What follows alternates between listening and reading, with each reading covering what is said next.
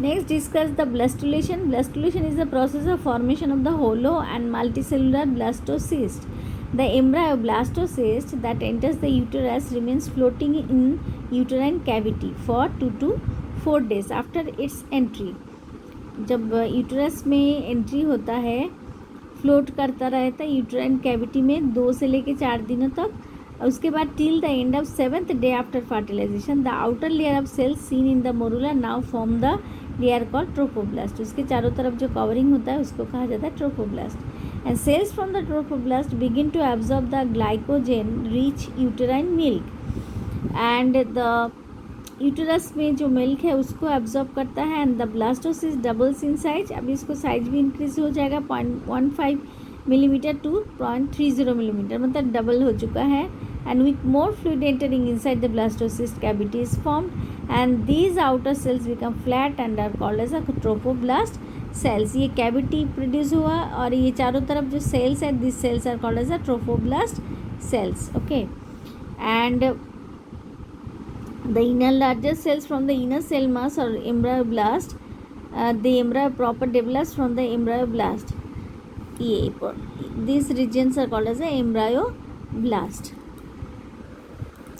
The trophoblast cells in contact with the embryonal knob are called as cells of Robert. Robert जी मतलब ये scientist का नाम है जिन्होंने आइडेंटिफाई किए थे, तो उनके नाम के हिसाब से जो नॉब ऊपर वाले जो सेल्स है this cells are called as a cells of Robert.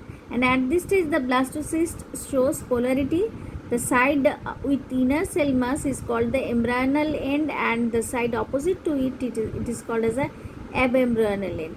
By the end of 7th day the blastocyst is fully formed. Blastocyst जो फॉर्मेशन हुआ है, रिमेंबर दिस, 7वां दिन में 7th डे में पूरा फॉर्मेशन होता है. And it is now ready for implantation. Implantation क्या होता है कि जो यूटरस के वॉल है उसके अंदर वो अटैच हो जाता है. फिर इस यूटरस के वॉल में अटैच होने से फिर उसमें डेवलपमेंट उसी यूटरस में ही एम्ब्रायो का डेवलपमेंट होता है.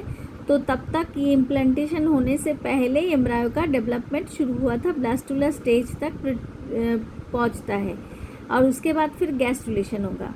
The function of zona pellucida जो उसके आउटर कवरिंग था is to prevent the implantation of the embryo at an abnormal site. Abnormal site में उसको इम्प्लांट होने नहीं देते.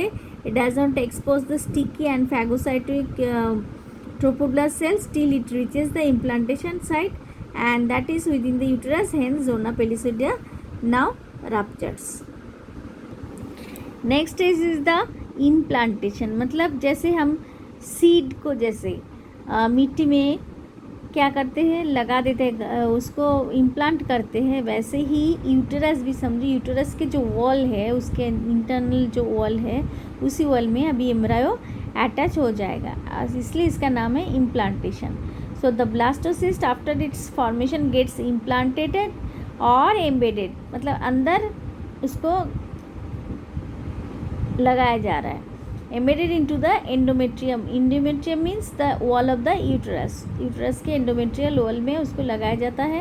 And this process usually begins on day 7th after fertilization day and by end of the 10th day. 10th day तक मतलब 10वां दिन तक ये चलता जाता है. The embryo is completely buried inside the endometrium. 10वां दिन में वो implantation complete हो जाता है. The embryo usually implants in the region of the fundus of uterus और फिर in the process the embryo attaches itself by the embryonic pole close to the endometrium. The trophoblast cells of the animal pole have the power to stick to the uterine wall.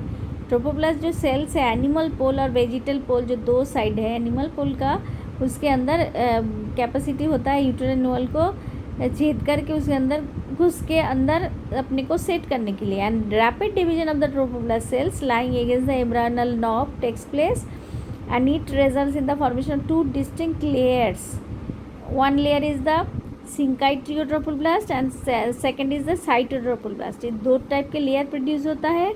The outer layer syncytiotrophoblast is syncytium and layer of protoplasm with many nuclei, जिसके अंदर बहुत सारे nucleus होता है. It gives out processes which extensively invade the endometrium. and the lytic enzyme secreted by the trophoblast ruptures the endometrial cells thereby making a burrow.